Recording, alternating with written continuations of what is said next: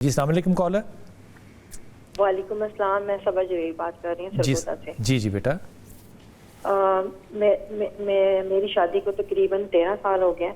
5 سال بعد میرا بیٹا پیدا ہوا تھا. وہ اب 7 سال 7.5 سال کا ہے ماشاءاللہ. وہ لیکن وہ آٹسٹک ہے. اچھا. اس کے بعد میرے بچے نہیں ہوئے ہیں. اس میں کافی میں اس کی تھیراپی بھی کروا رہی ہوں, میڈیکیشن بھی اس کی ہے میں نے, اور کیا کہتے ہیں اس کی فوڈ بھی امپروو کیا, جو چیزیں تھیں آٹزم والے بچوں کو لیے, کیونکہ وہ فل آٹسٹک نہیں ہے, مائلڈ ہے. ٹھیک. مائلڈ ٹو موڈریٹ تھا, تو اب اسے مائنر کی اسٹیج پہ لے آئے ہیں ماشاءاللہ. کافی ریکوری ہے اس میں, لیکن نا اب جیسی وہ ریکور ہونا شروع ہوتا ہے نا اس کی ریکوری سٹاپ ہو جاتی ہے مجھے لگتا ہے. صبا آپ کے شوہر کی اور آپ کی ایج کتنی ہے؟ میری اس وقت ہوگی 39-40, میرے ہسبینڈ کی 42-43.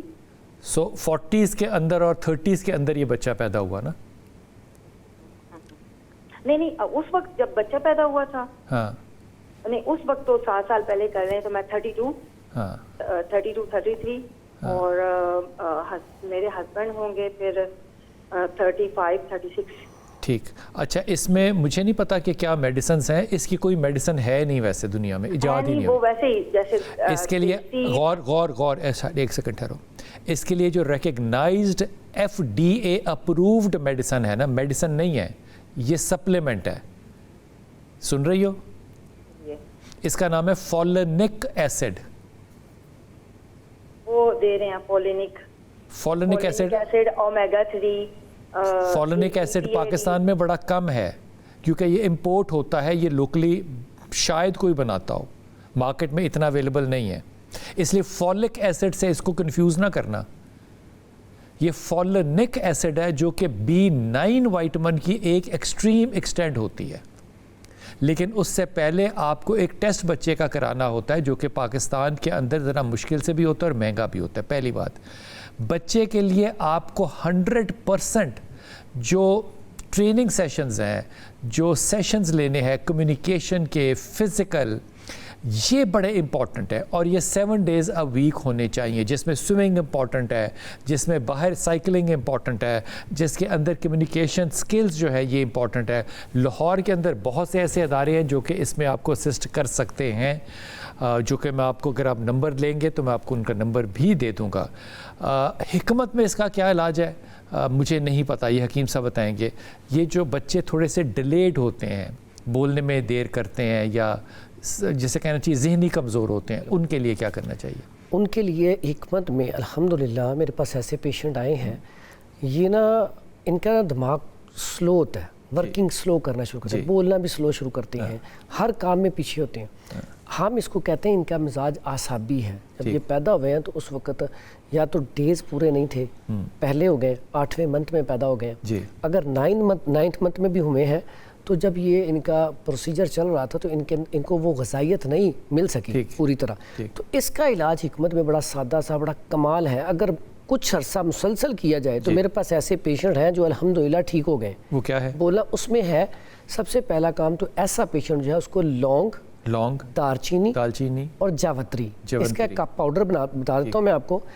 جاوتری ہو 10 گرام, لونگ ہو 20 گرام, دار چینی ہو 30 گرام, کلونجی ہو 40 گرام, اس کا فائن پاؤڈر کر لیں. ایک چٹکی صبح دوپہر شام کھلانی ہے بچے کو. اب یہ کیا کرتا ہے, یہ طاقت پیدا کرتا ہے پٹھوں کی. اب ایسے بچے کے اندر عصبیت زیادہ ہوتی ہے, جب عصبیت کم ہوگی, رطوبات خشک ہوگی تو بچہ ایکٹیو ہونا شروع ہو جائے گا. اس کے بعد خمیرہ مروارید بڑا کمال ہے. اچھا. اس کے بعد خمیرہ ابریشم حکیم ارشد والا. تیسرا خمیرہ گاؤ زبان امبری جواہردار. تینوں معجون لے لیں. تینوں معجونوں کو لے کے اگر گنجائش ہو تو جواہر مورا کسی کمپنی اچھی کا لے کے اس میں ڈال لیں تھوڑا سا, وہ ایک چھوٹی سی ڈبی ملتی ہے 3 گرام. تو یہ معجون صبح و شام کھلانا شروع کر دیں.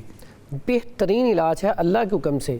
یہ بہنہ جو بھی تھیں, یہ 3 ماہ استعمال کروانے کے بعد کمنٹ میں ضرور بتائیں کتنا فرق پڑا. جو آپ نے بات کہی وہ بڑی ضروری ہے, اس کو سیشنز کروائے جائیں ٹریننگ کے, اور وہ ساتھ ایکٹیویٹیز کروائی جائیں ساتھ, وہ بہت ضروری ہے. ایسے بچے کو سکرین آور موبائل سے بچانا ہے.